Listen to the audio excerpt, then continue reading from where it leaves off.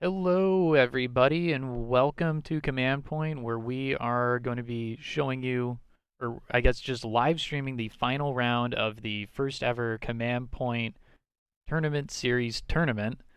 I'm Ryan. Today I'm joined by Shane. Shane, how are you doing today?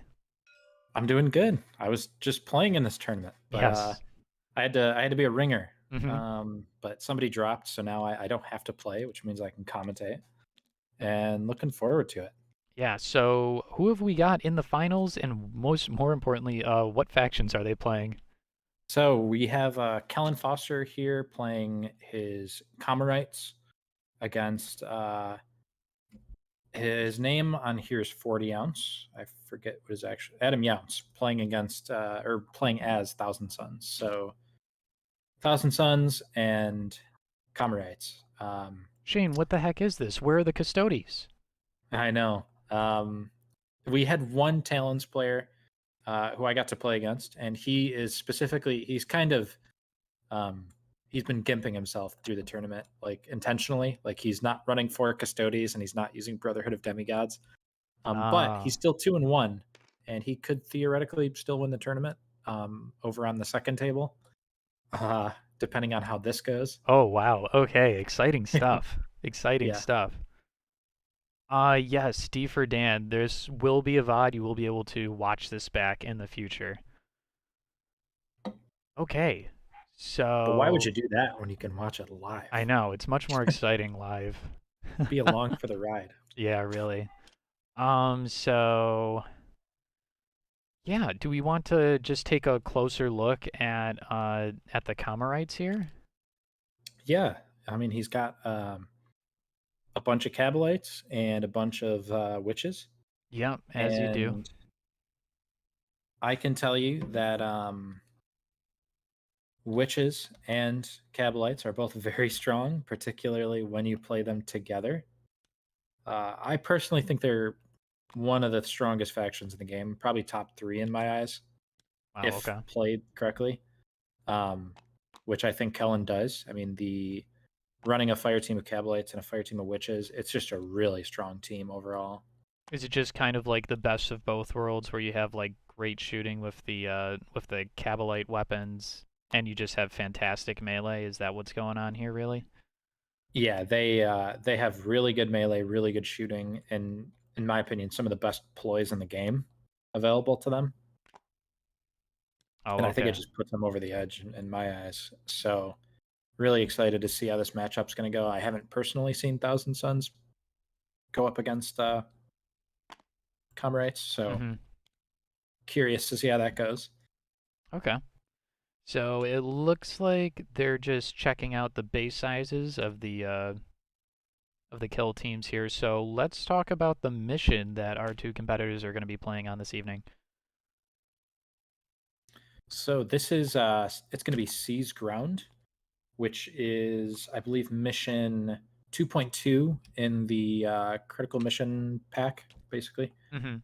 Uh, Pulling it up, all the maps in this tournament were specifically chosen by me to to be aligned with the terrain setup, or to be aligned with the mission rather. Gotcha. So I wanted deployment zones that I felt were relatively balanced for the mission, because I think in this game and in competitive kill team, what we're going to see is a balanced game is going to be really defined by how good the board or how good the terrain setup is, like for the drop zones, making sure that they aren't exactly the same or that one side isn't like overly advantageous to the other.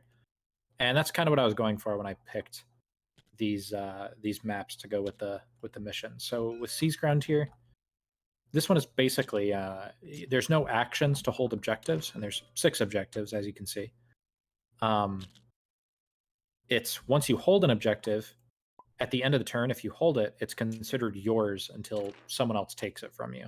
Gotcha. So you can stand on this objective one turn and then hold it the whole turn, and then the next turn you can walk off it, and you still have that even if no one's on it. Until, of course, your opponent comes and walks on top of it and takes it for themselves. Right, right. So it looks like our players have already rolled for attacker and defender, and I believe they have swapped deployment zones. Yep. So I Very think we have interesting. looks like the Thousand Suns are going to be over here with what I think is possibly a better deployment zone. I mean, it's hard to say because I think both of these are pretty decent. Hmm. Um, there is a little bit more heavy cover to hug on the side that the Thousand Suns have chosen. Yeah, and then assuming they've taken the blue deployment zone, they also have that fuel pump, right? Or that I forget what these are called. Um, Yeah, this the big oil thing. drill. Yeah, let's call it Yeah, that. I forget what the technical term is, but yeah. Um, and that's a piece of cover that the Drakari are, or I should say the Kamarites are not going to have, because this is an asymmetrical map. So if they want to, get their gunners up onto a vantage point, they'll have to take them all the way into the middle of the board, basically, and get on top of this larger piece of terrain. yeah, and I think that's a big deal for a Thousand Suns because their gunner with the The it looks Soul like the Reaper Soul cannon, Reaper. yeah, Yeah, that's only going to be APL 2 because they're not, they're made of dust, so they're not real Marines. right, right. Um, so the option to like move dash up, like if you're coming into this middle piece, is not really an option. Hmm. Um, you're gonna have to work with a little bit less activation. So I mean, having that closer is definitely a good thing for the Thousand Suns. Yeah. So I think they are just picking their secondary objectives now. Yeah, so I want to take a look and see what gunners the Drakari have gone with, and I see a Yeah, splinter cannon and a blaster, which is what I expected. Um, and he's given the splinter cannon Agonite, which is going to give that weapon relentless. So nice. this weapon with Agonite is just insane. I mean, it's 5 shots heading on threes with relentless, so you're rerolling everything. It's lethal 5. I mean, it's got Fusillade too, but you're usually not going to use that. Right. Um, I played against this earlier today in the tournament, and I had a splinter cannon one shot one of my assault intercessors. And at which point I said out loud, "Why would you ever take a dark lance if you can just one shot with the splinter cannon?" Because the dark lance is the other option, and that weapon has the I forget the name of the unwieldy, so it takes 2 APL to fire it. So basically, you can't dash and shoot.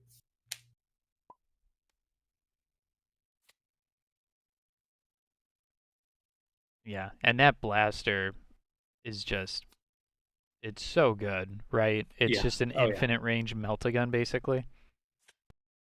Yeah. I mean, that weapon feels like it should be like 6-inch range, judging by like other weapons that are similar being 6-inch range, kind of like the fusion blaster for the Tau stealth suits and the fusion guns for the Eldar and Melta guns. Like Yep. they're all kind of the same type of weapon, but unlike those, the blaster here for the Kablites does not have a 6-inch range. It's got infinite range. Hmm. Okay, so it looks like both of our players have chosen their secondaries. So let's take a look at the Drakaris. So the Drakari, or the Kamarites, have selected Deadly Marksman, Headhunter, and Rout. All seek and destroy attack ops. Any thought on those? So Headhunter, Deadly Marksman, and Route for that's for which team? Sorry. That's for the Kamarites. Comrades, yeah. I mean, I think all three of those are good. Deadly Marksman is just incredible with the blaster and the splinter cannon. I don't know which one he's going to decide to be his gunner. I would almost expect the blaster. Hmm. Um, it really depends on what he expects to get from the deployment zones here. Um, I think Route's a really good one with these witches. He's going to be able to get that turn 2 probably, or at least start focusing on getting it. And Yeah, then Headhunter was the third. that's correct. I love Headhunter against Thousand Suns because it's going to be such a huge priority to kill the Aspiring Sorcerer anyway that it just Yeah. kind of aligns with what you're doing. And on top of that, uh, Adam here, you're going to be expecting him to want to bring that aspiring sorcerer into the fray and utilize it as much as he can, which is gonna involve him putting it in danger. So, yeah. Hmm. So Adam, the Thousand Sons player, has opted for Robin Ransack, Route, and Headhunter for his tac ops. Route, Robin, Ransack, and Headset. Yeah, I mean, I like all those too. Kind of the same reasons. I mean, these Zangors are they're gonna get they're gonna get in your face. They're gonna attack you. They have relentless. They have really good damage. Um, damage 4 or 5 means they're gonna be two shotting anything that they're in combat with, provided they aren't getting stopped by any Drakari shenanigans, which there are going to be. Oh yeah. Um, I mean, Robin Ransack, same idea, and you said Headhunter as well. Yes. So I actually think Headhunter. I think it's one of the best tech ops, but it is a little difficult to use against Drakari, in my opinion, just because there are so many There's so dangerous many of targets. them. Yeah. Well, it's not that there's so many; it's that all of them are so dangerous, and there's so many high priority models on the board that in other situations where you're going to say, "Oh, well, the sergeant is the strongest guy by far. I'm just going to focus him down." For Drakari, I mean, there's the Hackatrix, but there's also a witch fighter, another witch fighter. You've got these two cab-like gunners, and it's like then suddenly half the team is capable of killing anything that you have, Yeah. and target priority is a lot more difficult in that situation. But hopefully, for uh, for Adam's sake, he can find a situation to take that Hackatrix out Hmm. and score that, because it is going to be a model that kind of like the sorcerer is getting involved consistently. Hmm. Gotcha. So, for those watching, you will notice that the players are on the clock here. Both have agreed to use a chess clock this game, just to try and keep these games under the hour-and-a-half time limit that we've set for this tournament and for all of the future Command Point tournament series event games going forward.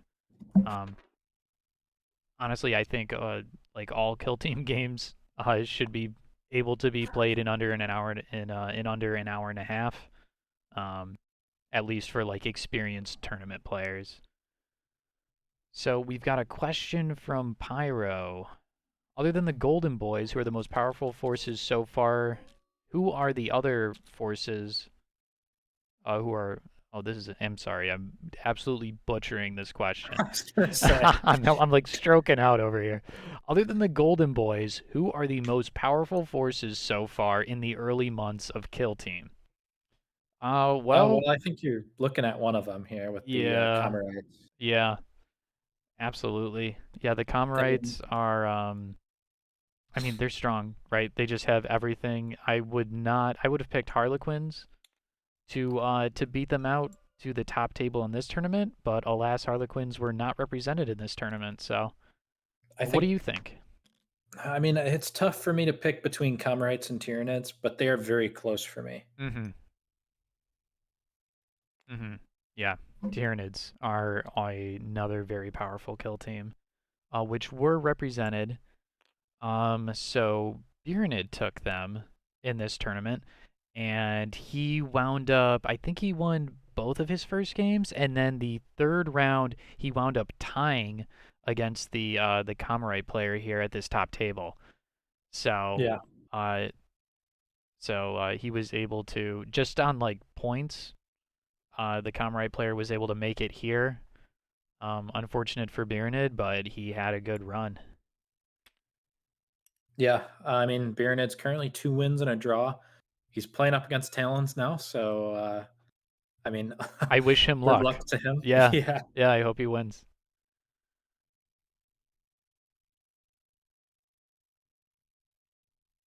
And this is the first time that we have gotten to commentate a game of Kill Team, the new edition. That's right. So I'm pretty excited about this. This is first time, so bear with us here. But I think that this edition lends itself really well to commentary and just following along. There's a lot less downtime. Yeah. Whereas in the first edition, it's like, okay, we have 15 minutes of one person's movement phase to get through. That's not a thing anymore in this new edition of Kill Team, Yeah. because it's just the alternating activation. The game's more fun, and it's a lot more fun to watch, honestly. Hmm. I agree with Yeah. that. So we've got comrades deploying right now. Yep. There's that heavy gunner over here by the barricade. Yep. Set up in concealment. Do you by chance know what they chose for their scouting phases? Or does that come after deployment? I already forgot. No, no, no. They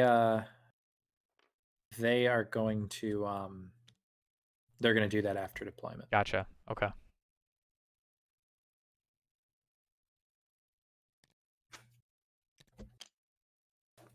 I had my own moment right there where I second guessed. I was like, Uh, uh. So, this terrain setup here, is this identical to some of the terrain setups they had at the Warhammer World Kill Team tournament recently? Is that correct? Yeah, yeah. This is somebody recreated the setup that they had over at Warhammer World, and I'm a big fan of it. I mean, these this terrain up on top of the heavy cover. I'm a big fan of that. Makes it a little bit trickier to find vantage points. Um, Yeah. I'm pretty curious to see how the players are going to adapt to that. Personally, Yeah, me too. it Because I, definitely makes it a little bit easier to play against some of these really good shooting teams like Comrades. yeah, for sure. So what was I gonna say? We've got another question here. What are your thoughts on the data provided by Goonhammer in like their recent Kill Team article that they collected based on in-person matches? So, obviously, Custodes having a 79% win rate is insane. That article was published the day after we had put out our thoughts on Custodes video and why we think they need a nerf and stuff.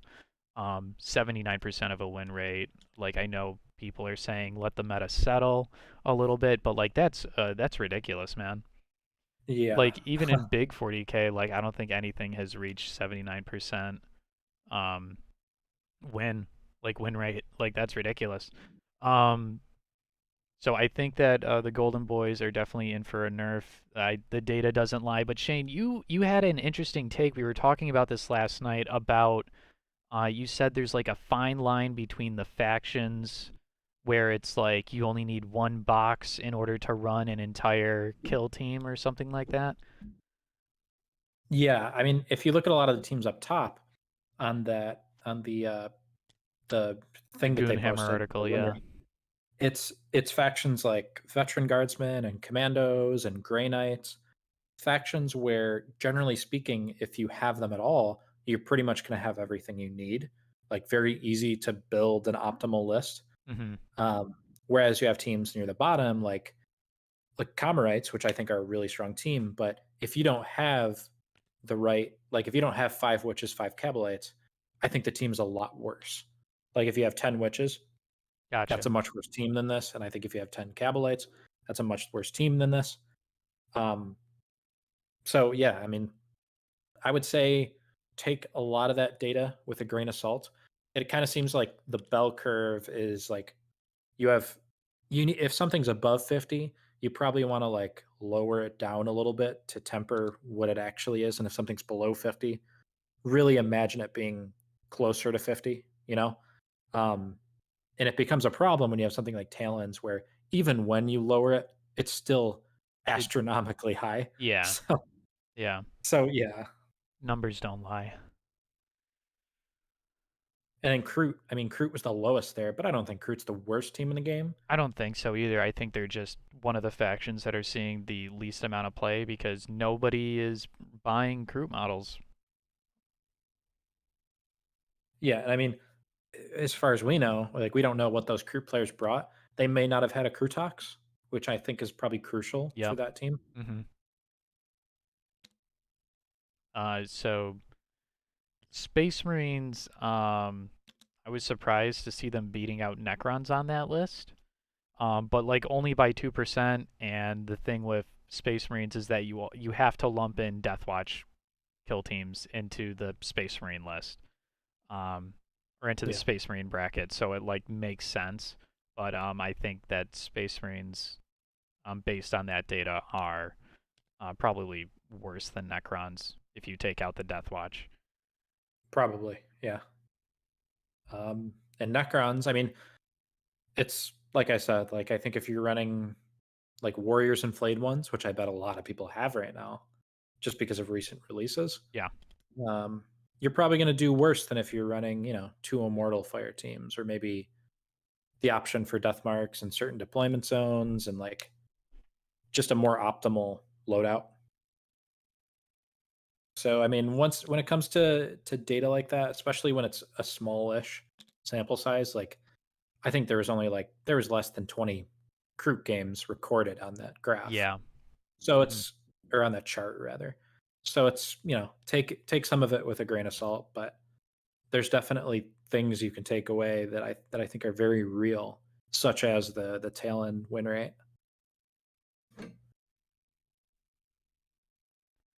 So it looks like both of our players are finishing up deployment.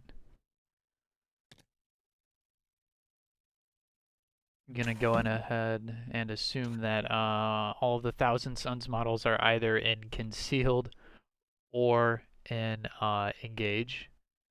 Hmm. It's got to be one or the other because there's no tokens on them right now. Um, Looks like the blaster is the only one in engage over here for the Cumrites. yeah. So what do you expect these players to take for the scouting phase? I think we're going to see infiltration from the Comorites, just because I mean this heavy gunner is in conceal, and I would imagine that's probably going to change at some point during the first round. Um, but I mean, who knows? I'm curious what we're going to see from the Thousand Sons. It looks like he's put his icon bearer. Is like all of the rubrics are in engage right now, which honestly I don't hate because I mean look at this spot that he's in. I mean, there's Yeah. definitely some dangerous areas like going down like this lane. I don't want to like signal too much, but it, there's definitely some stuff that I think that the comrades can exploit as far as the orders here. Hmm. But yeah, it'll be interesting.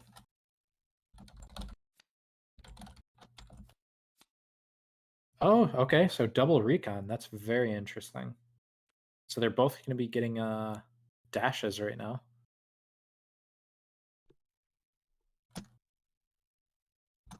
Let's see what they're gonna have a dash. Oh, and I love that the Thousand Sons took this treasure trinket um, equipment piece, which is basically uh, you start with an extra CP. Oh, So you'll what? notice that the Thousand Sons have 4 CP right now. Yeah. Oh, wow. Okay, that's a crazy piece of equipment. Yeah. So that's something else we can look at. What other pieces of equipment has the Thousand Suns player opted for? Uh, 3 Gilded Horns, which are, I think, pretty crucial for the Zangors. So basically, if it's fighting in an activation that it charged, um, you can make one of your 5-ups a crit. So basically, for one attack, you can get lethal 5. That's pretty nice for the Zangors that are already re-rolling everything, and they're getting extra hits from fails if they use certain ploys, and yeah. And also, he's gone with a luring eye, which I believe has gone on to the aspiring sorcerer. Um, Yeah, the all-seeing eye. basically, just yeah, once per game, you can activate a model right after you activate a different model.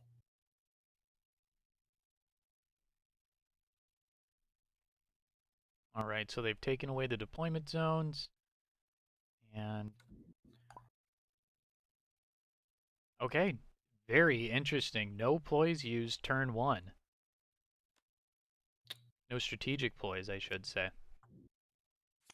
Shane, who are you giving the edge to in this matchup right now as the board stands? I'm a big fan of the Comrades right now. Yeah, I just think that it's going to be really hard to deal with some of the shenanigans that they can pull, especially once we start getting into the melee. They're just very punishing. The second one thing goes right for them, they can really just like you give them an inch and they're going to take a mile, right? gotcha, gotcha. And I think they're one of those teams. I mean, the Zangors definitely are going to have a numbers advantage in the melee game against the witches. I mean, there's 6 Zangors and 5 witches, but I don't know how much that's going to actually help them once we start seeing some of these comrade ploys. Specifically, I forget what it's called. Unseen. No, I'm thinking of Talons. It's they have a ploy basically where whenever you fight a witch, and whenever you put a hit through on a witch, they roll a d6, and on a 4-up, they change that hit to a parry. So half the time they're just saying no to your attacks, and like they're only 8 wound models, but that right there makes them so much harder to deal with. And on top of that, they're ignoring the first circle of terrain when they move, and this is the same ploy. So it's very good.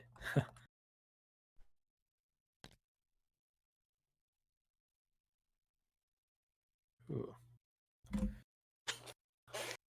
This Zangor here that just moved. Yeah, I feel like they need to flip his token. Um, there's definitely a little bit of a blind spot if the gunner's order got changed, where I feel like the gunner could probably get a shot on that Zangor. Maybe not.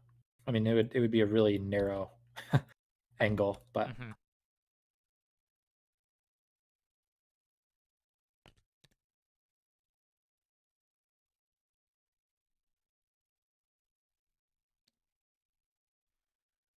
So far for the Thousand Suns, Zangors are just moving up behind light and heavy cover, maintaining concealment, just getting yeah, up on these points, really.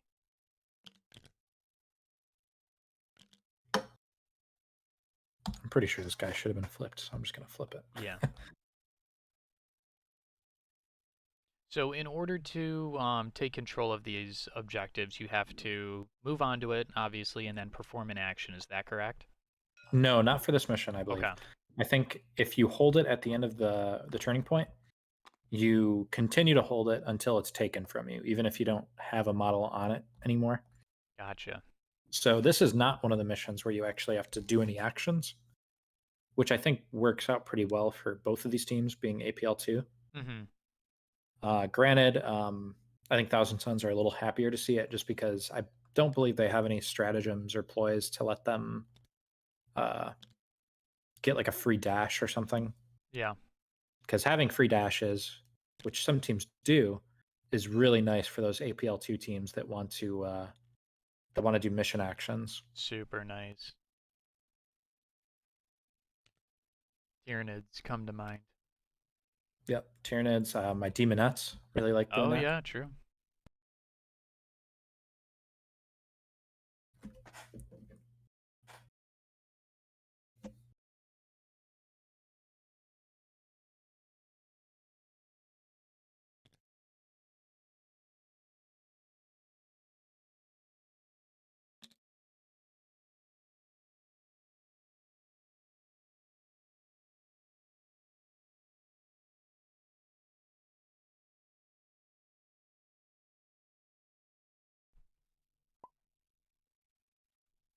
Uh-oh.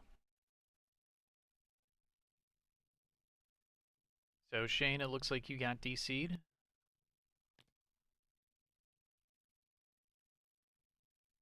I think we lost him, guys. So what do you think about Craft World so far? Have you played them against them? I have not had the pleasure yet. But from what we're hearing from some top Craft World players from the old edition, Michael T. Holy, Janice Gillum. Craft Worlds are probably the weakest of the Eldari, um, at the very least. They could be uh, closer towards the bottom in terms of power level in this new edition. They lost all their aspect warriors. The Yeah, F for Shane. He'll be back soon. The heavy weapon platform, which was like a staple in the old edition of Kill Team for the Asuryani, I hear it's pretty easy to just pick it up, and when you have something like that, and that's pretty much like where 50 to 75% of your serious like firepower is coming from. It's tough. It's an uphill battle for them against most factions, I would say. Hello, hello. I have returned. Yes. My Awesome. PC crashed and then it immediately restarted, so we're Oh, good. okay. Love to hear that. Let's That hope was that weird. Yeah, let's hope that nothing like that happens in the further down the road here, knock on wood.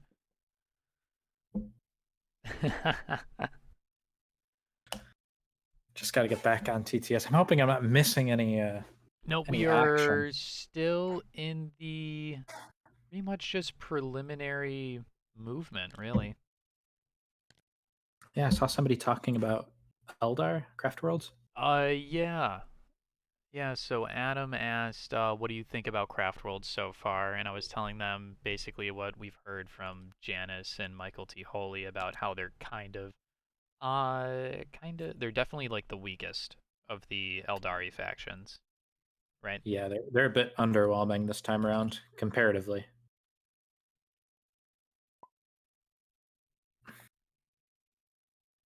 Okay, I am back in.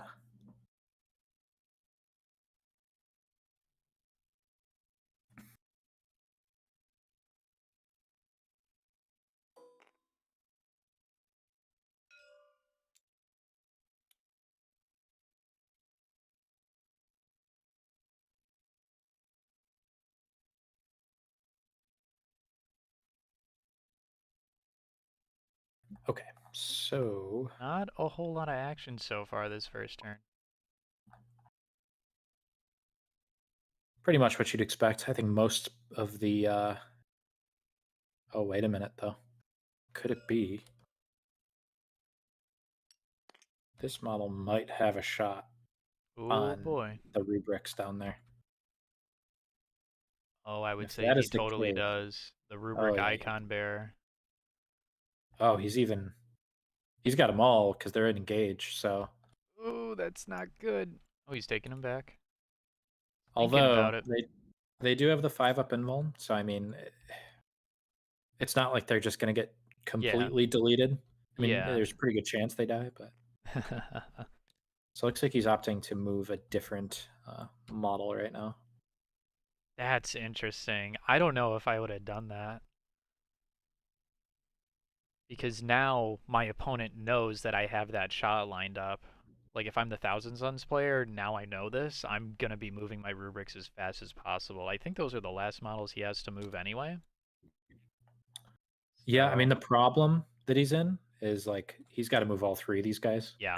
So which one do you want to potentially have die right now? Well, he's got the all-seeing eye, so he could activate another guy right after. Oh, true, true. Um, I don't know which model has all-seeing eye.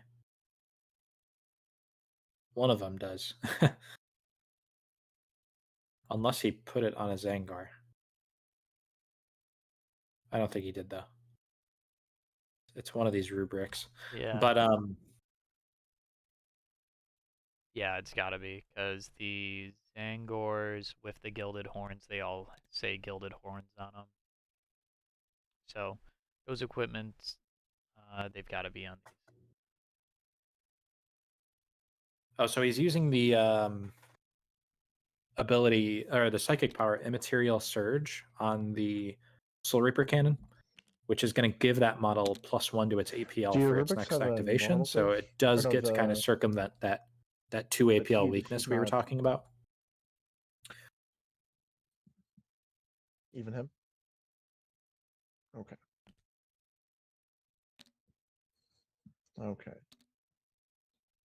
Got it. Cool.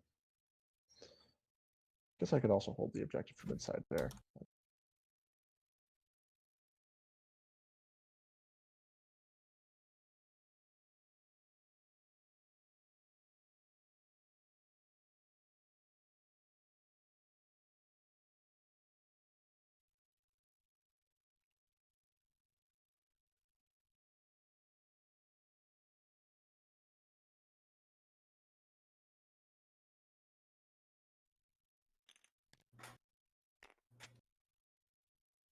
Yeah, it does seem like both of these players are setting up for a big turn two. They both chose to forego using any strategic ploys at the top of the first round, which is super interesting. But in hindsight, I'm not really that surprised by it just because of the way the terrain is set up. Like, I mean, Right. like there hasn't been any shooting at all. Yeah. I mean, I think that blaster is going to activate probably after this. Yeah, because it's got to get a kill somewhere, right? Yeah. Ooh, and now the Solar Reaper Cannon's not gonna have cover now.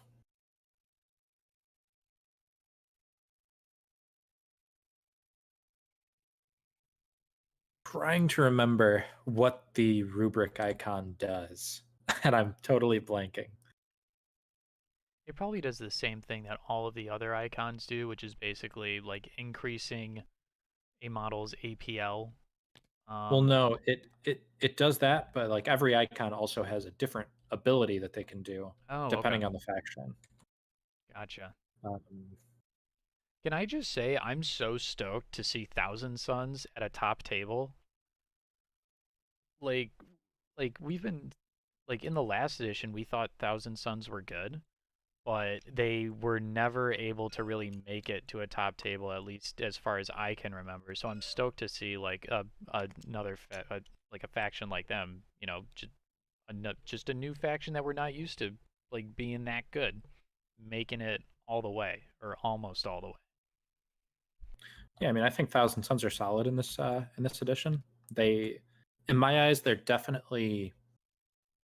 I think they're lacking a little bit compared to, say, like the some of the top tier factions, but they definitely are not bad at all. Mm-hmm. I think. Oh, look at this! The Soul Reaper cannon's moving now. I'm curious what he's going to do because this is he's got 3 APL because of the immaterial surge. Mm-hmm. I don't think he has any shots right now. All these models are Set up and concealed. conceal, yeah. Yeah,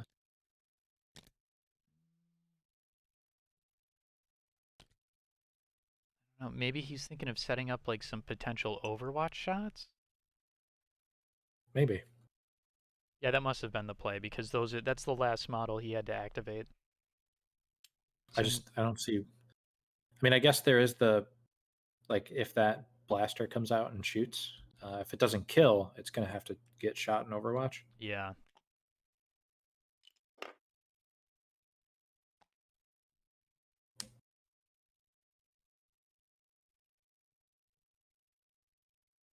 There's the The heck of shit. icon. So Clay says that the icon prevents perils for the sorcerer. Oh, okay.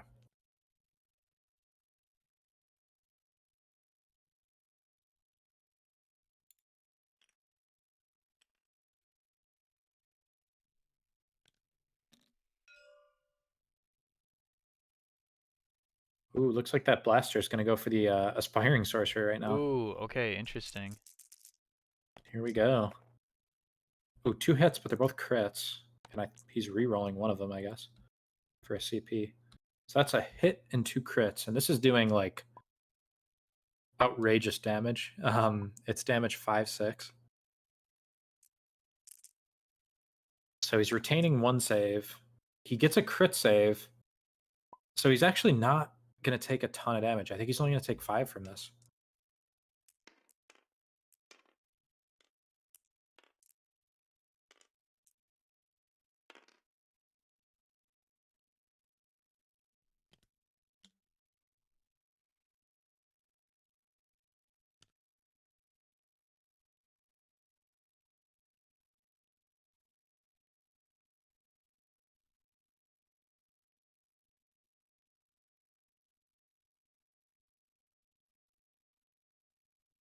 And I don't think there's any Overwatch. I don't think you can do psychic powers with Overwatch, unless I'm totally mistaken. No, I wouldn't imagine either. Looks like that's the end of the round. So they're both just going to get 1 point from the primary for holding 2. Nobody holds more.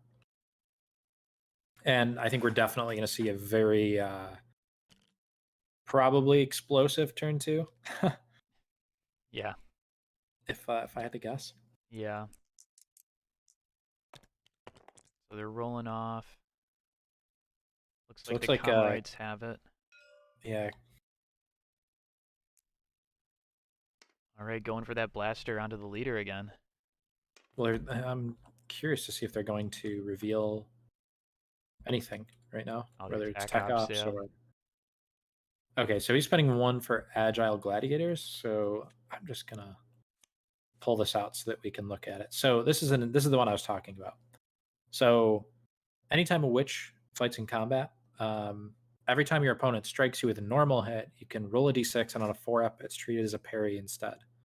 So, and when it moves, it can ignore the first circle distance it travels when climbing, traversing, and dropping. It automatically passes jump tests, and it can move over other operatives' bases as if they weren't there, as long as they don't finish on top of them. So, I mean, just all the stuff you get there for 1 CP is just like pretty insane.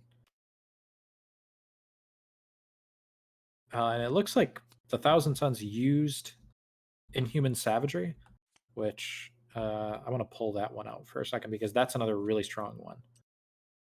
Where are Thousand Suns over here? So, Inhuman Savagery, it's a Zangor play, basically. So basically, until the end of the turn, whenever a Zangor fights in combat, as long as it's charged, if it gets 2 or more hits, you can take a failed hit and turn it into a success.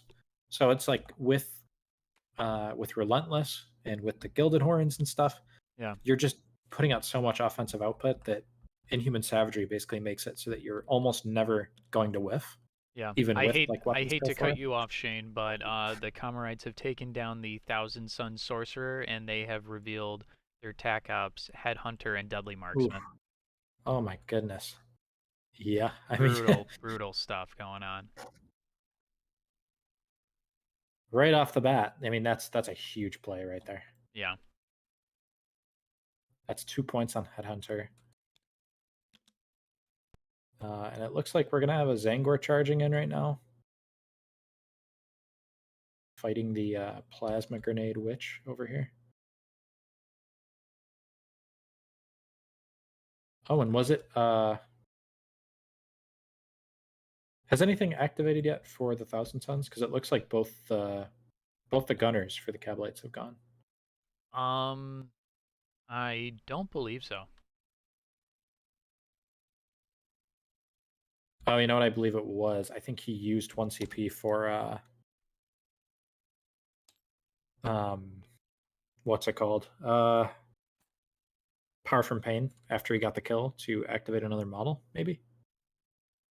That would make sense. He's down to only 1 CP. Oh, you know what it was? He didn't flip the Agonite heavy gunner. Okay, but we have a charge right here from the Zangor. So if he gets this kill, this could get him. It's going to get him Rout, and it's going to get him. Oh, it's not going to get him Rob and Ransack, but oh wow, 2 crits from the. Yeah, he's angry. Oh my god. No crits from the Zangor, which is actually super unfortunate for him. But he does get that last hit. He gets all 4 hits through because of Inhuman Savagery.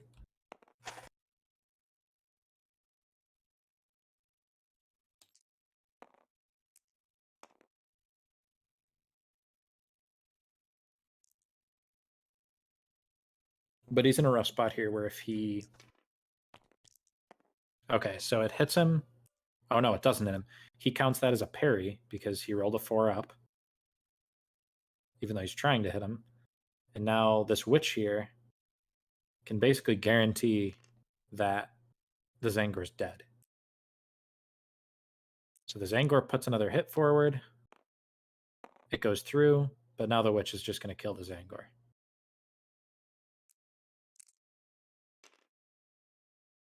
So that Zangor charged in, only did 4 damage, and got killed by the model that it was charging. Wow. So this is what I'm talking about with the witches and agile gladiators. That ploy is just super punishing, like taking away a hit that you kind of need to come out on top in a combat just because of a 4-up is really good, especially when you're not getting any crits, because agile gladiators, it can't stop a crit, but it can stop one of those, any normal hit basically. All right, so now it looks like one of these models over here with the Witch Warrior Oh, with looks, the Plasma Nade. yeah. Oh my So the gosh. plasma grenade is Going off right now. wow. Yeah, plasma grenade profile is it's 4 shots, hitting on 3s, damage 3/4, and it has blast. So I believe he's going to get shots onto the icon bearer as well. And the Zangor there actually survived with 1 wound. So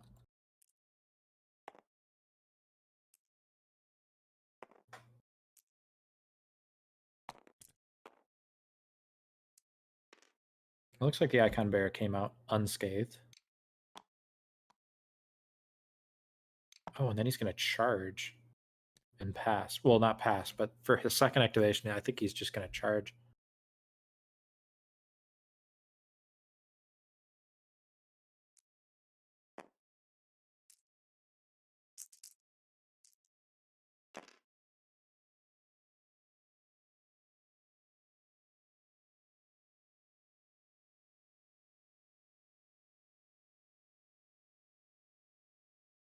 So now we're back over to the Thousand Suns, and he's definitely considering what to do about this situation here with the witch. Yeah. It's a tough spot. Yeah, for sure. Because he's in combat. I mean, these rubrics are here, but the rubrics really do not have any melee capabilities. Nothing serious, anyway. I mean, the sorcerer does, but obviously that's not the case anymore. Mm-hmm. Looks like he might be thinking about putting another Zangor into this witch over here.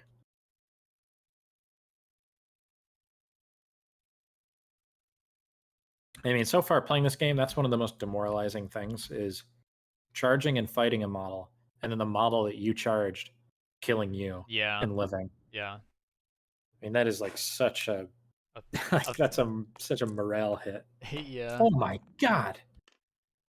What?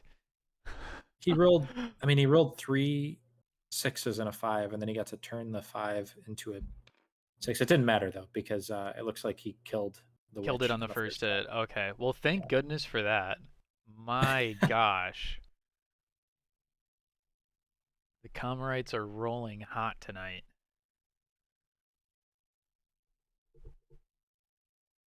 Yeah, that was pretty insane.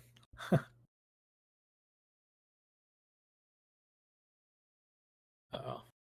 This witch with the shardnet over here is eyeing a charge onto the rubrics.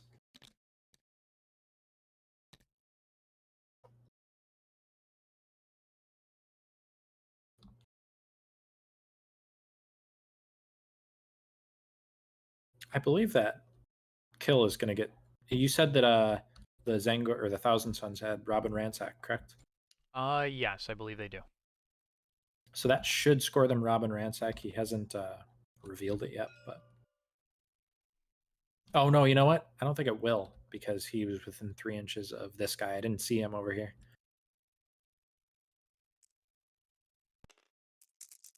Oh, and here's that charge from the Shardnet.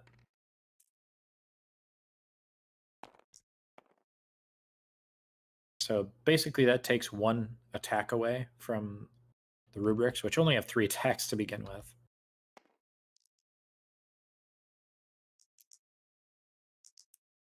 So it looks like he's going to try and hit the witch, but it just parries instead. And this witch is going to come out totally unscathed, unless The 2 counts as a hit.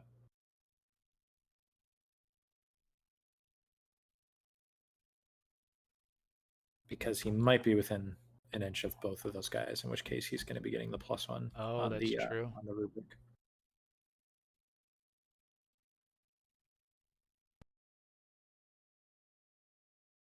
I'm curious what the response is going to be. I mean, there's definitely this side of the board is a little bit, I mean, softer right now for the Comrades. It looks like that witch is going to take some damage. Only 3 though. And I don't know if the rubrics got hurt at all, actually.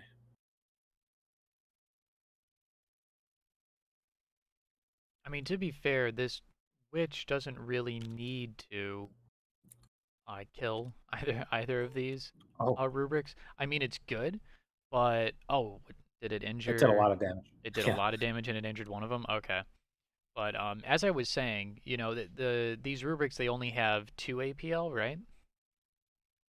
Yeah. Yeah, and it So costs your 2 action points in order to fall back, right? right. So like pretty much the Thousand Suns shooting is shut down this turn. Yeah, completely. I mean, that's one of the biggest weaknesses of this team is that 2 APL on the Marines. Oh, and here comes this charge. I was thinking about this charge a second ago when I was bringing up this side of the board for the Comrades. Yeah, I like this I mean, move. looking at it, I feel like it's not as free as it looks initially because you've got these 3 guys over here just ready to countercharge. Yep. Yeah, a witch And fighter this, and the Hecatrix. yeah,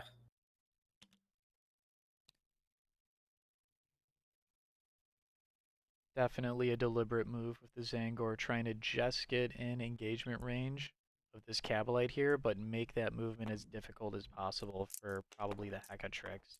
The yeah. Witchfighter might be able to make it in, but I think the Hecatrix would be well out. Ooh, Ooh, 4 okay. hits there.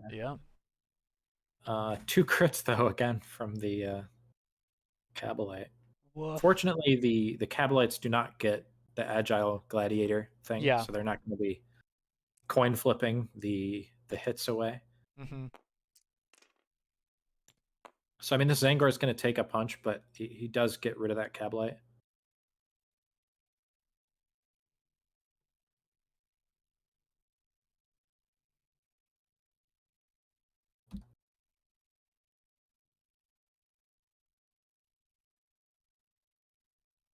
I mean, now you've got a lot of options available to you as the Oh boy, Comrade here player. comes the So Hecatrix.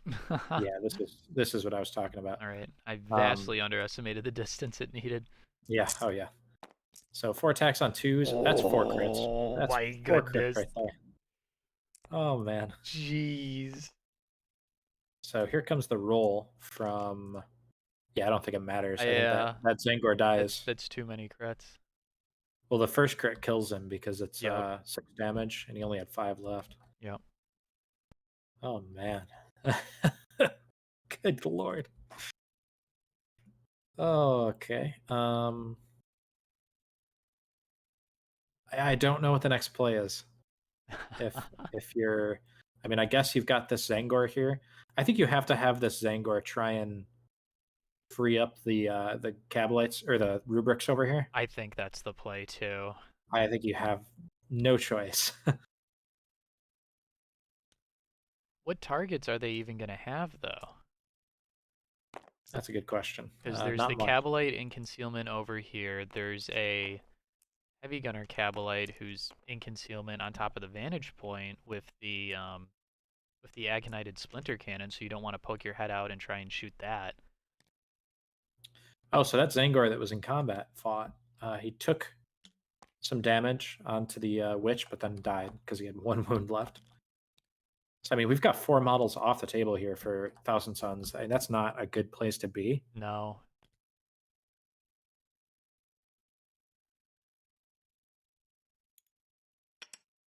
So now we've got the Splinter Cannon. Which is now in engage. Yeah, he has switched it to engage. And I think he's trying to get a shot down on this guy. Yep.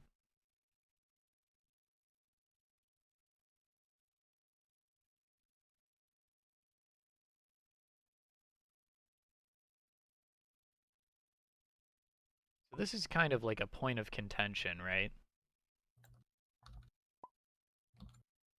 Like a model being able to shoot down at a model underneath it.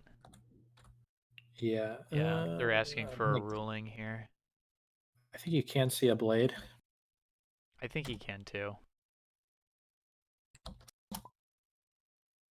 Those pointy helmets. Yep.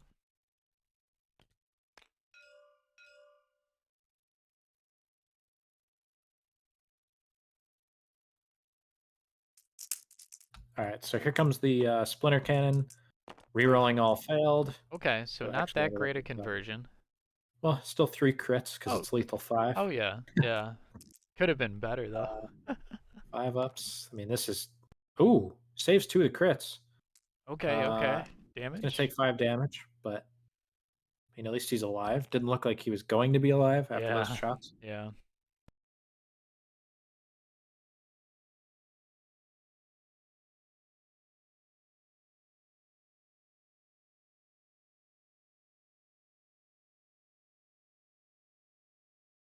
So, I mean, I think you have to do this play here with the Zangor to try and free up these rubrics. Because otherwise, it's like, when is this guy Yeah. ever? They I mean, will have especially because it. Oh, sorry. Go ahead. I was gonna say they will have a shot this turn onto the other Witch Warrior who's on the Yeah. point down here. So at least they'll be able to shoot something. And then even if not, like you have to get them free for the next turn. Yeah. You I mean, absolutely have to. Like there's and it's got 5 wounds left, this witch, which means that if he crits, he can just kill it immediately. Yep. Like, because you can't parry you can't take the crit away. Yeah. Oh, nobody's fighting with the rubric. Oh, that's Oh, not the play. I really don't like that. That's not the play. No. Oh, and he's only got 2 attacks because of the. Oh no. So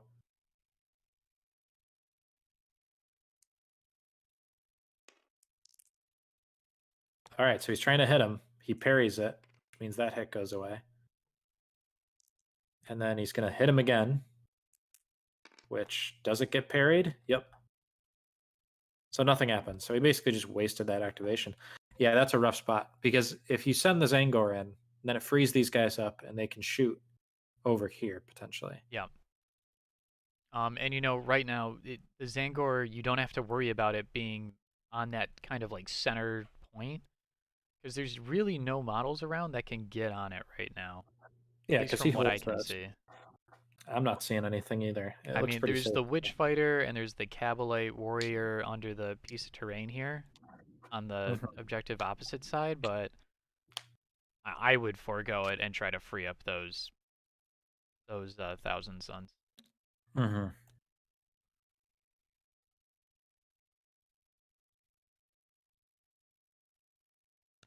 So he's gone for the charge here. Does he get it? Looks like he's got it, barely. This is the Witch Fighter with the Hydra Gauntlets, which is damage Yeah, 4/6. into a 3-wound Zangor. Oh, this is a dead Zangor. He just gets 1 hit. It's gone. Oh Yeah, yeah. that's a dead Zangor. Don't even have to roll it. So that's now 5 models dead out of 8, I believe. I think there was only 8, so I think it's just these 3 guys over here that are left.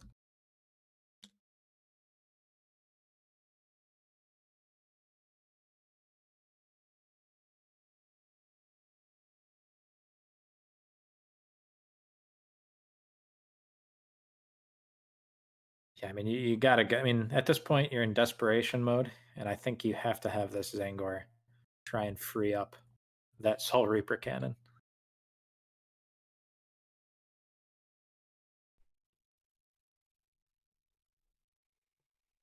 Tough spot for the Thousand Suns here. Pretty fast moving game. There is there is one other Zangor over here.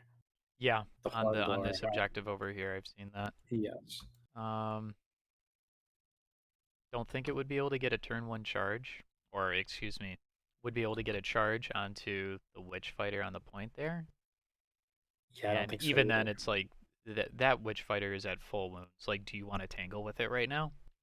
Yeah, I mean, I think what we're seeing here is witches just massively, even with the deficit of 5 to 6 compared to the Zangors, they're just massively outperforming Zangors. And I think that's what's going to happen a lot of the time. Mm-hmm.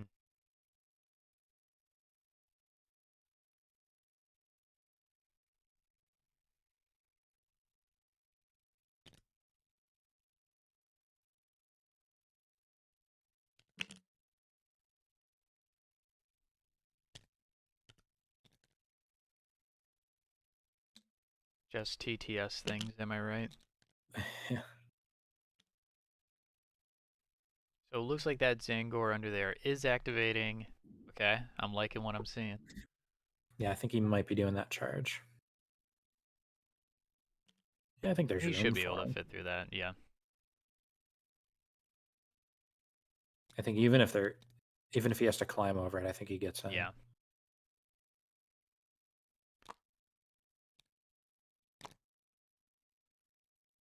All right, so here's what you do with the Zangor. You roll 4 dice, you try to get the crit, or I guess you're only rolling 3 because of the thing. But if you don't get a crit, I think you just re-roll all 3. Ugh. I mean, it's risky, but it's like, there we Ooh, go. look at that. So now, yeah, so that kills him. Because you can't stop the crit from going through, only normal hits. Yep.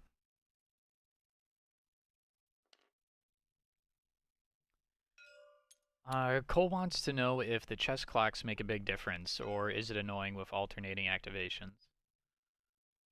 I think I wasn't playing with them today, and I got through fine. But like, I think it just keeps the players aware of time passing, which almost sounds think so weird. too. Yeah. But I think it is like a really helpful thing, especially on TTS. Just being reminded that we are moving on, like Yeah. stuff is happening. Yeah, you're on the clock. You have to make a choice. It prevents a lot of like the humming and hawing that we Yeah. saw a lot of. All right, so now we're going to see the Soul Reaper Cannon fire off into this Witch.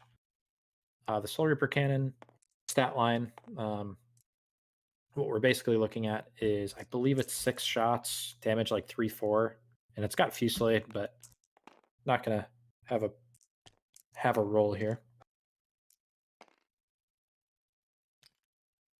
Okay, gets picked up. So that takes out the Witch. Man, I mean, look at all the dead models, though. This is 9 models have died between both teams this turn. I mean, we said this was going to be a bloody turn 2. Yeah. Now this is kill team. And I think that's everything for the Zangor, or for the Thousand Suns. How many models? We have 6 models left for the Drakari, and I think the board state like heavily favors the Drakari as well. I would say so. Thousand Suns players down to 4 models, 2 of which I believe are wounded, right? Or one of which is Yes. wounded. Yeah. I mean, he is going to be getting on this, which means he's going to be stopping Holdmore from happening, which I think is a pretty big deal. Yeah. If I'm the Thousand Suns player, I'm considering like consolidating over towards like the left-hand side of my board and trying to bait the Drakari out and picking them off piecemeal. But there is the threat of, okay, you do that, I'm just gonna sit here on the points, because I mean the Comorites right now, they've got a point lead, right? Or I think they should. It feels like Yeah, they should. they definitely do. I think he gave himself a point for turn 3, which hasn't happened yet. Okay. So it's Well, 4-3. right now it's a tie game. It shouldn't be. It's like I said, he gave himself a point for turn 3, and we're just in turn 2 right now. Okay. Oh, okay, I see. Yep. Yeah, so, I mean, close game points-wise, anything can happen with dice. So, and I mean, the scary thing is, they have been trading a little bit. I mean, they took out 4 Drakari models, but I mean, one of the Witch Fighters is still alive. The Hackatrix is still alive. both Cablite gunners are still alive. It's just the models that you need to get rid of are not the ones that are gone right now. Yeah.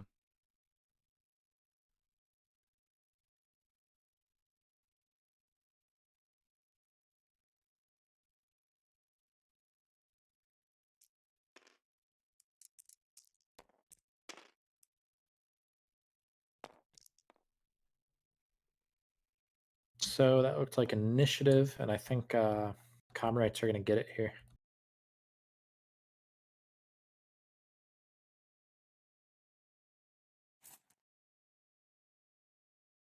So I think we're going to start seeing some of these witches move down onto the point with the horn. I would expect agile gladiators to get, yeah, I mean, I think this is definitely one of the stratagems that is, or ploys rather, that is key for Comrades. And just about every game, you're going to see them use it every turn, starting turn 2. I mean, it's not even really much of a choice, in my opinion. Just the ability to keep your witches alive in situations where they probably shouldn't be is huge, because that's what swung that combat last turn, and it made all the choices a lot more difficult for the Zangors in combat.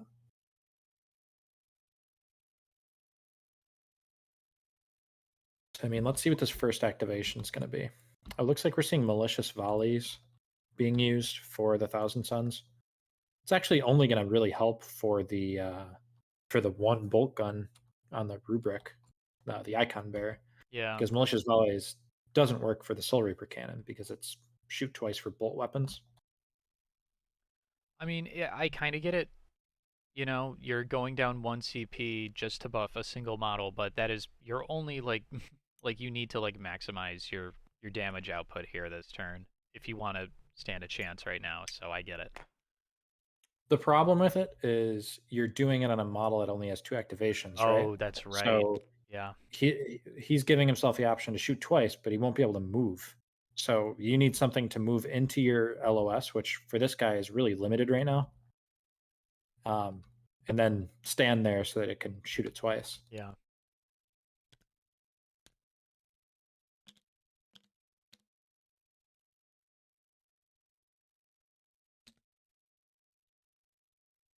Okay.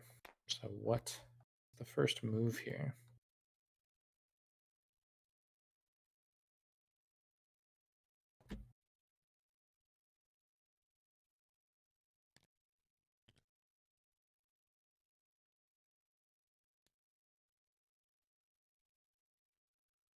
Soul Ooh, looks like Reaper the Soul Reaper is cannon going to come out. shifting. Yeah.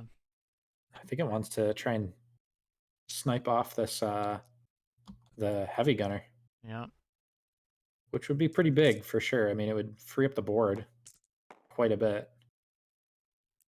2 crits and a hit because he is injured. That's pretty good. Ooh. So I think that might kill. That yeah, just kills the it. 2 crits is going to do it. That's huge.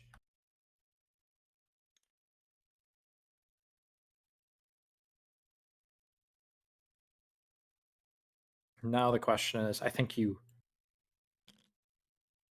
Oh, he's going to stop the activation. I was going to say, I don't know if he moved that guy. He did. He had to shift him He a did? little bit. Yeah. Okay. Because he hit him completely outside LOS. I mean, that's a big kill right there. Yeah. I mean, I'm sure Is the problem is still alive, floating around somewhere?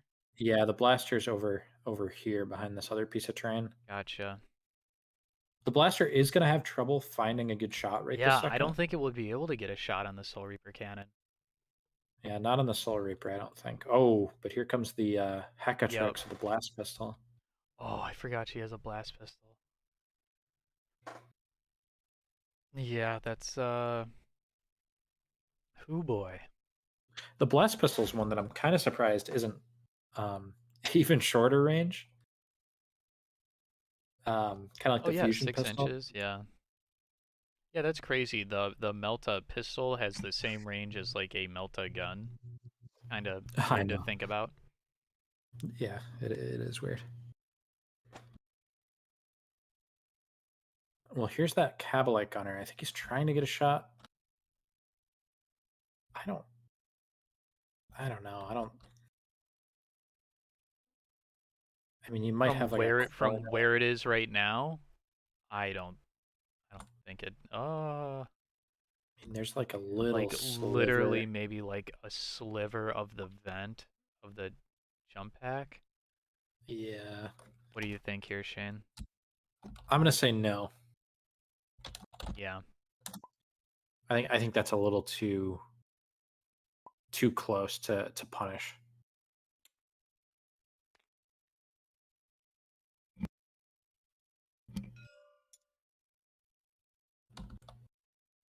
Now, though, does he have a shot on the Zangor?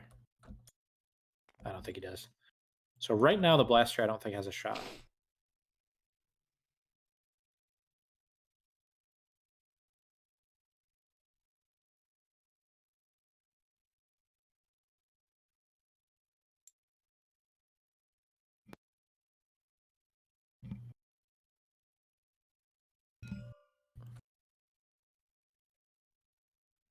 Okay, so it looks like he's just going to pass this Cabalite over here on the objective.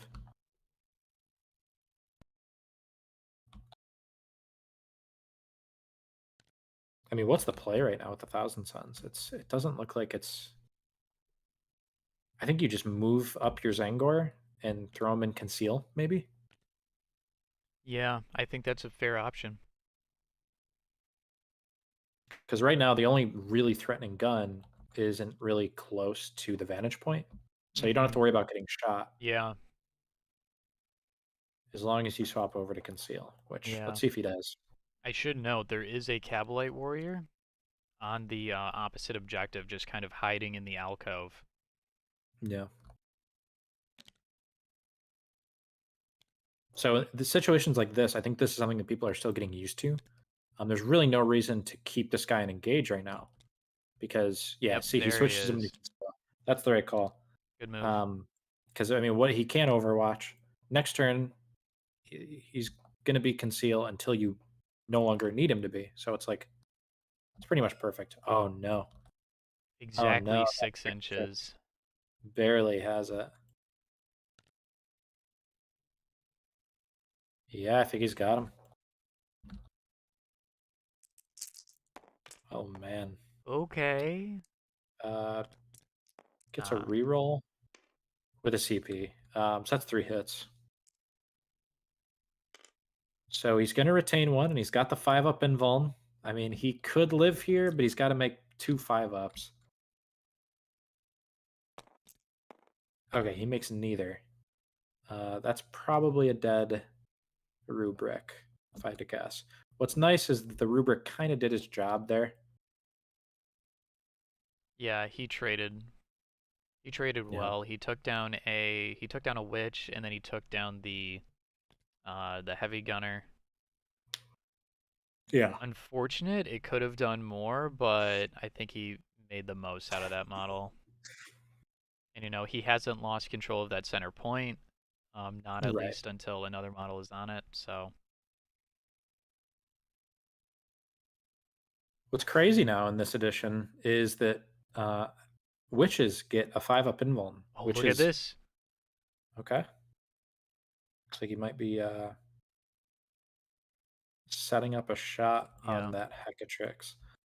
But yeah, witches get a 5-up invuln, which is when you think about last edition, it was they had a 4-up invuln in combat, and if Yes. they weren't in combat, they just had a flat 6-up like base save, no invuln. So it's like they were very vulnerable in shooting. And now, I mean, they've got an invuln, so it's like kind of the opposite.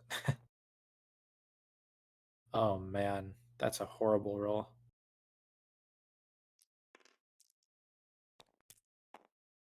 Oh, but I Even mean, he worse puts 4 saves. damage.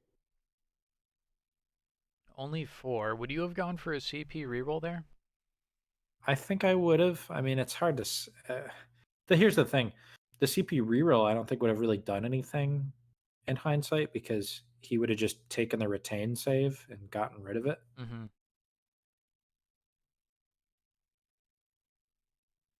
And he can't shoot again because he's only got 2 APL, despite malicious follies. However, he will get to overwatch that model, which is a big deal.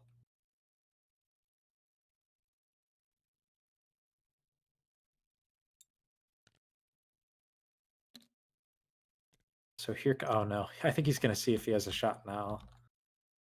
It doesn't look like it. I think he was a lot more careful this time around. Yeah, I was gonna say. Yeah.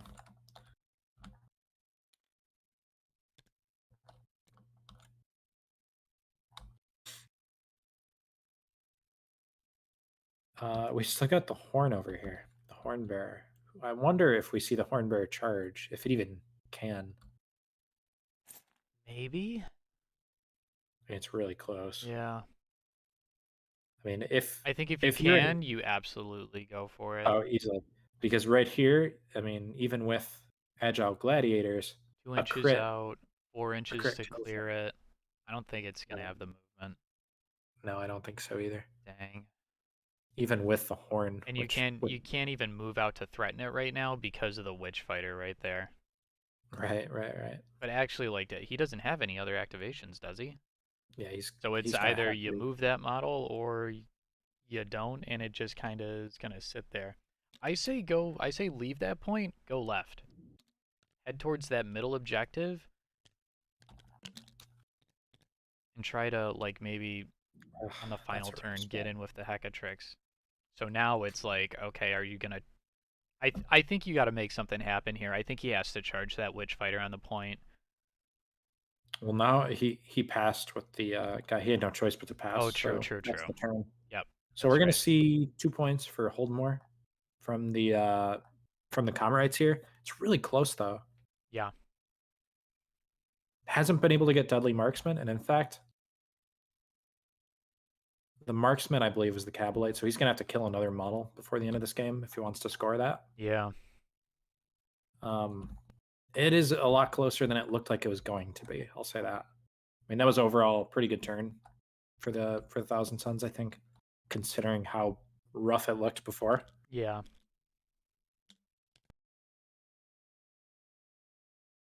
You just have to imagine how different this game would be if that sorcerer was just in conceal.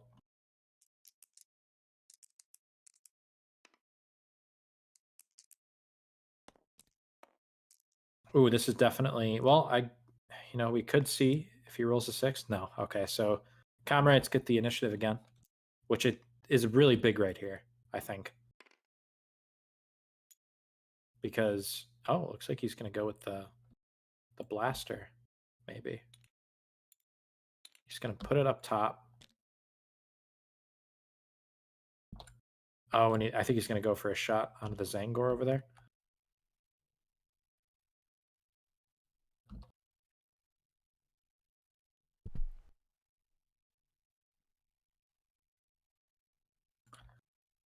I'm not sure. I don't think we saw Agile Gladiators come out this round from the Drakari. No,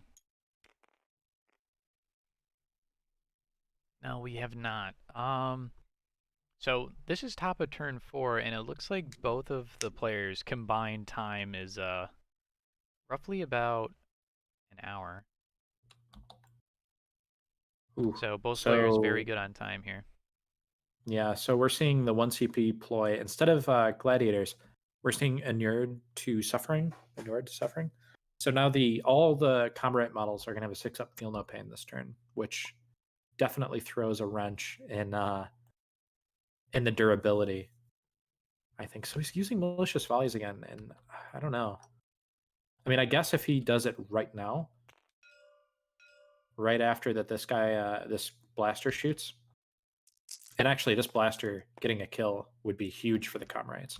He only gets 2 hits, one of which is going to get discarded. Yep. And if he just gets 1 5-up on these 2 saves, He lives. then this blaster, whiffs. Oh No. no. Ooh, now will CP. he reroll it? I mean, it doesn't Does he? even matter because Yeah. the Zangor's not going to die either way. So I wouldn't reroll Yeah. that personally. Yep. He's just gonna take the injured. Yeah, I mean, I think you just get that Zangor out of dodge and hide him under the roof. Yeah. But you've 'Cause also got the situation with the horn bearer who probably wants to be fighting first in these other combats. absolutely. But he also wants to use the rubric here. Oh, he only gets Oh one hit again. man. But I mean, he gets it. That will bring it down to Injure. 1. Yeah. Man, his shooting has been terrible with this guy. Yeah. Now he's going to He's shoot shooting again. again. Oh my god. Oh. He has rolled 12 shots and gotten 3 hits, I'm hitting on I'm threes. I'm CPing here. He's got to be due for one good die roll. He spent a CP on something. I don't know what. He was just at 2. He just spent it. Maybe he's thinking about it. I mean, that's really rough. That's some shocking output right there. Mm-hmm. Mm-hmm.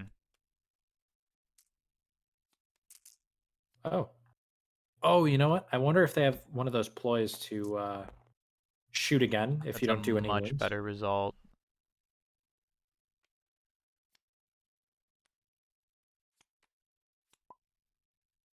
Infernal Fusillade. Mm-hmm. Yep, it was what we were talking about. So that's a much better roll right there. Yeah. I mean, I think that kills him. And that's going to get him Headhunter. Granted, he wanted it in the first 2 rounds, but couldn't quite get it. But it's going to tie up the game for now. The problem here is you've got this witch over here that's because now this guy's stuck, right? Yeah. So it looks like this witch is going to be charging in. That's 5 inches right there. 3 more. Yeah, easily gets done. But can this witch actually get the kill? It's got 5 attacks, damage 4/6. We'll see. We'll see how this goes. Normally, you see a Marine on an objective with something like a witch, and you think, oh, well, that's 3 APL to 2, but Yep. not with the rubrics. Although I think they're coming out almost even here. I don't think this rubric's going to die. I don't think so either, because gets a crit save. So, which is going to inflict damage. Yeah. Do you just block everything with this Thousand Sun here? Because it's the final round. You control this objective right now. You have 2 APL, so you're tied for it. So are you still considered to be holding it? Yeah, I think so. Because no one's taking it away from you yet. So you just block with everything here. Yeah. Well, it did damage to you.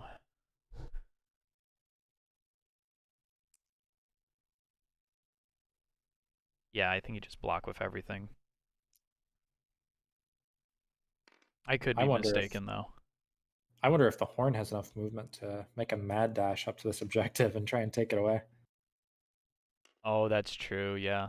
With the dash and the base move. Yeah, that would be a pretty big play.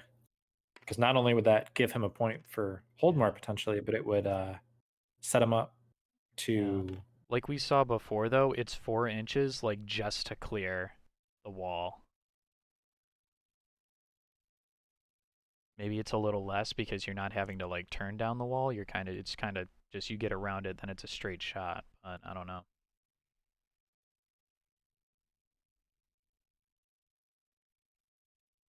All right. So I don't think anything dies here. Unless I'm... Wow, that witch came out of it with 1 wound left. Oh, okay, so he tried to...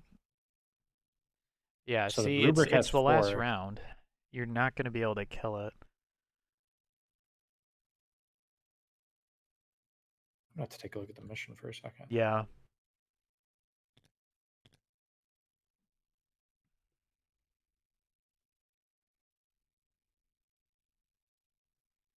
Now that icon bearer is injured, but still controlling the point, at least as far as I can tell.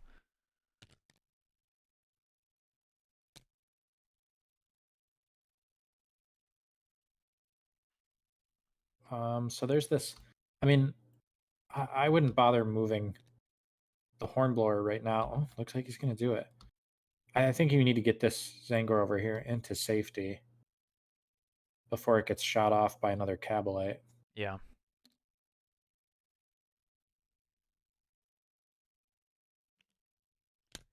Would that score if would that score him? Would that score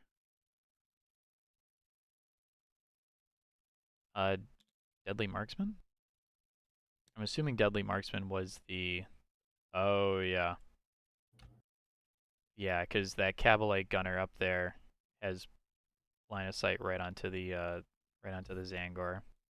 Mm-hmm. Yeah, I guess now you're forcing the not even really forcing that Cavalite gunner to pick and choose. Because that Zangor Hornbearer, I don't think has enough movement to clear it. Like, what's the end game here? It was on the point before.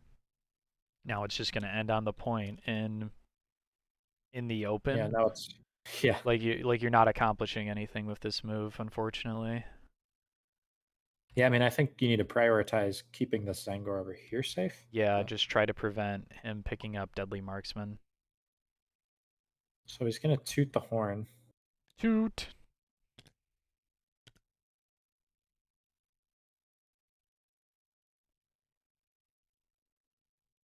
And I could see moving this Zangor up onto that objective.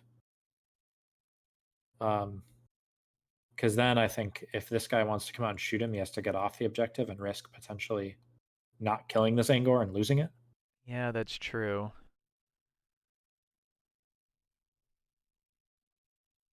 But then it's like, wouldn't you rather just stay on the point? Or is he at a deficit right now? Wow, okay, interesting. So Oh, that's going to take the I thought that objective. was the Melta-Gunner. Yeah, this is gonna pick up the central objective for the Comorites here. Yeah, he's not going to be able to charge that guy. Nope. Perhaps, I mean, maybe just move this guy, try and take this point over here, the one that he just moved off of. Whoa. That was a lot of die rolled. Yeah. What was that What was... for? I have no idea. I don't know, they're like looking at the Witch Fighter. I'm like, why are you looking at that? Oh, Yeah, that must have been for the Cabalite Gunner. you know what it was for the Nah. fighting earlier? He forgot to roll his feel no pain, so he's doing that right Oh, now. okay. And he got a few, which brought him back up to 4 wounds. Yeah, still inconsequential, right?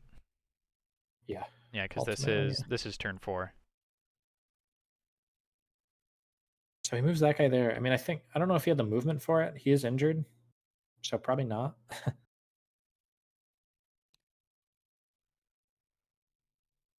Yeah, I was gonna say, I think this play where he moves onto this objective in the middle, I don't think he has the movement for it, but he can definitely get right there, obviously. Yeah, you can just like dash move, right?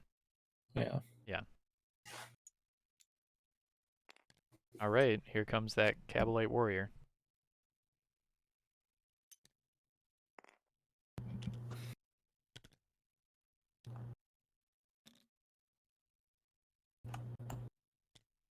Oh, and we have News from Birinid. He's news won from his Pyramid. game. You go ahead. 18-2.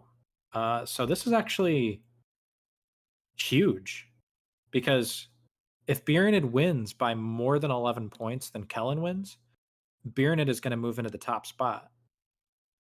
And take the tournament, right? Yeah.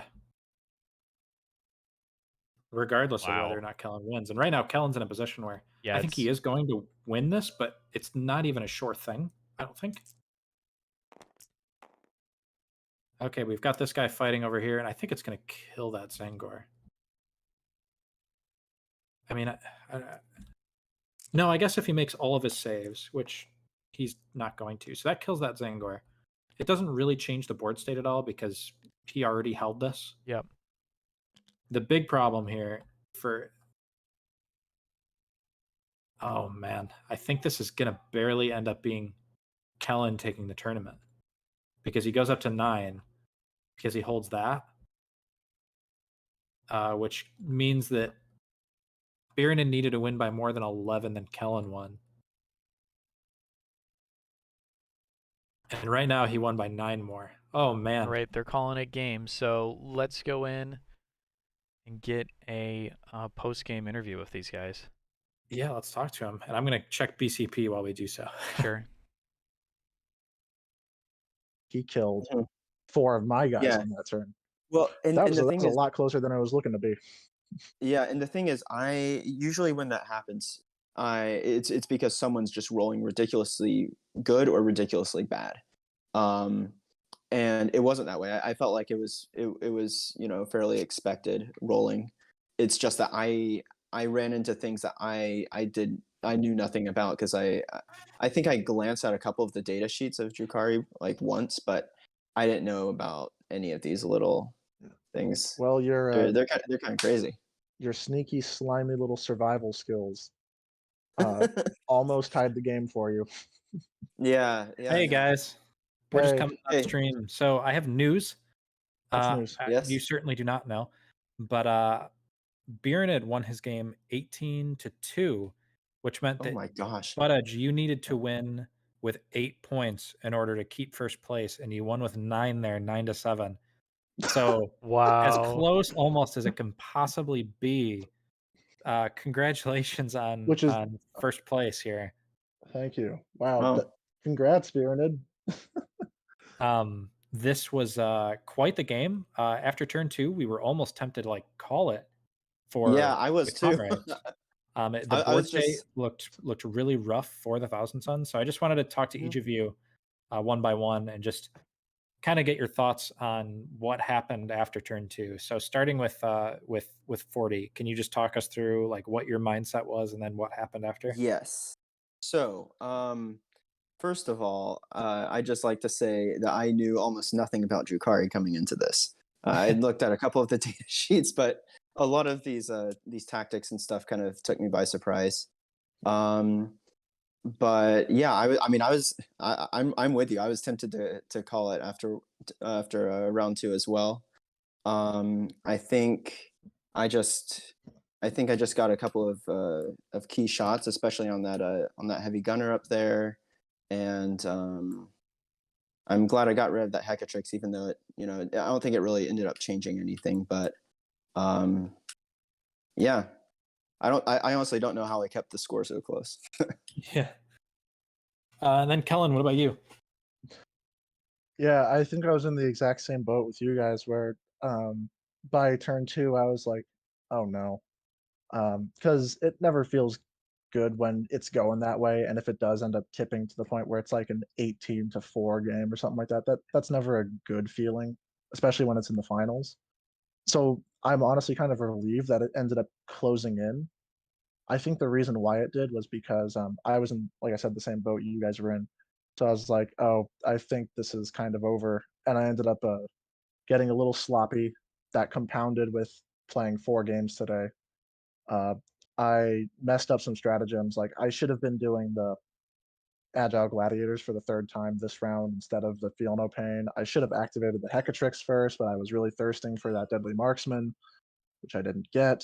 And a few things that I thought, and then she should have charged the Zangor because I could have killed him in 2 hits, and then that would have gotten me route and secured this objective. A few things that could have made the game a lot cleaner that, for one reason or another, I just ended up not doing, and 40 ounce capitalized on that really well, just taking whatever mistakes that I made and using it to close the gap. Yeah, so I've got the final score here. So obviously 3 wins and a draw, 48 points for you. 3 wins and a draw, 46 for Biernan over in second place. So that was right down to the wire between you guys. Quite frankly, I mean, a win by that small of a margin, I mean, it might as well have been a tie almost, but you edged it out there. So I mean, congrats again on that. Yeah, It's really. fitting because we did tie against each other in the I previous know. round. Just insane. So Kellen, you said you hadn't played against Thousand Suns with Drukari yet. What did you think of this matchup? I think if I was a bit sharper and stuff, I feel like I might have been able to make this. I think Drukhari have a good matchup into Thousand Suns, I think is what I'm trying to say. Yeah, I agree. Our weapons, like my Shardnet Impaler, I mean, we saw what it did with those Rubric Marines. Yeah. Once the leader was dead, only 2 punches with Agile Gladiators going off, and then a 4/5 breakpoint.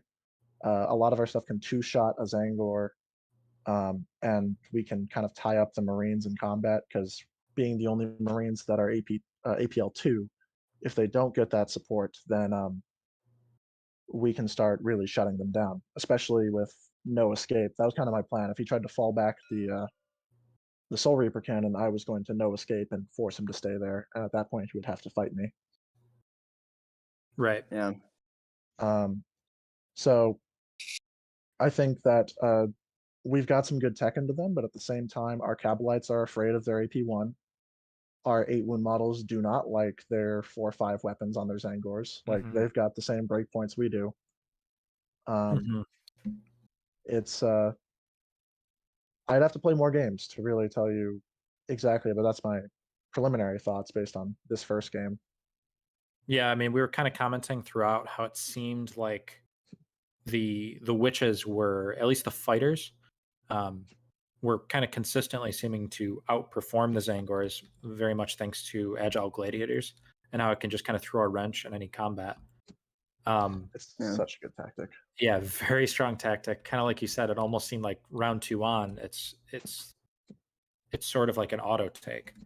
But yeah, I mean, quite frankly, I mean, it was a really entertaining game.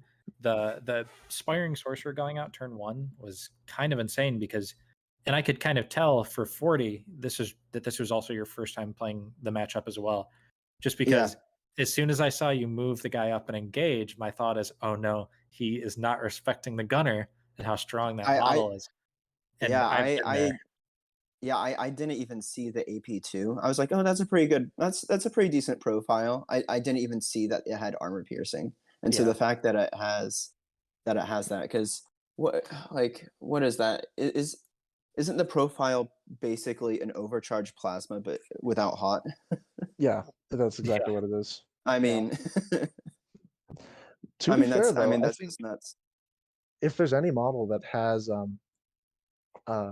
good like synergy or matchup into that type of weapon, it's your stuff, because you got high wounds and an invulnerable save, which most people can't really ask for, which is what's again making me think about this matchup. And it's like, do Drukhari really have that good of a matchup into you? Because our AP2 is not as powerful. Yeah, the thing is, I think I also mispositioned the Aspiring Sorcerer because I honestly didn't know what to do with him. You know, I was just at a loss for something effective that I could do, but you know, with everything basically being concealed, and I don't really like using Firestorm too often because I've just found it's not very effective. There wasn't any offensive thing that I could do. There wasn't really much that I'd be able to shoot anyway. So the what's it called? Twist of Fate wouldn't be worth using. Really only adding the APL and then trying to position myself for the next turn. And and I ended up eating it. Ryan, did you have any questions? Took 2 shots. No, not really. I think you hit everything. Okay, so again, I mean, congrats to Kellen on the win. Congrats to Biernid on like the most narrow second place that I could imagine. It was a really fun tournament to TO. Thank you to everybody who participated. There is, of course, going to be an October Command Point tournament series. Probably later in the month. We'll have an update for you guys pretty soon on that. Hoping we can get even more people next month and stream some more games for you. So thank you to everybody that tuned in. Thank you to everybody that participated again. And have a good one.